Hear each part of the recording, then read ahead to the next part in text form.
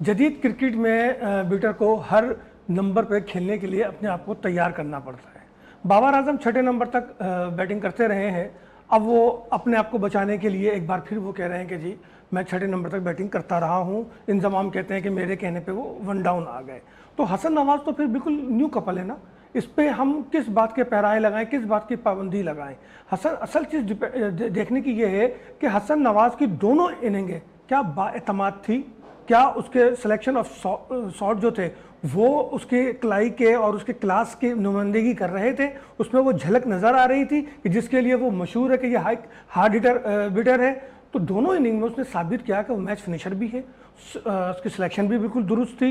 अब ये एक अलग मैटर है कि उसको ओपनर खिलाया जाए या चौथे या पांचवें या तीसरे नंबर पे खिलाया जाए, लेकिन उसने अपनी क्लास तो साबित कर दी। लेकिन मैं फिर भी हमेशा कहता हूं किसी भी नए प्लेयर के लिए कि उसको फौरन नेशनल टीम में जगह नहीं मिलनी चाहिए 2-3 सीजन जब तक वो परफॉर्म ना कर ले। क्योंकि होता ये है शहजादे कि जब लड़के को फौरन आप ले लेते हैं तो उसमें वो स्टेमिना नहीं रहता, उसमें वो आई नहीं रहती और वो अंदर से कमज़ोर होता है। जब वो यहाँ से कमज़ोर होता है तो वो फ्लॉप हो जाता है और रिजल्ट क्या आता है, माजी के बेशुमार प्लेयर आप भी जानते हैं।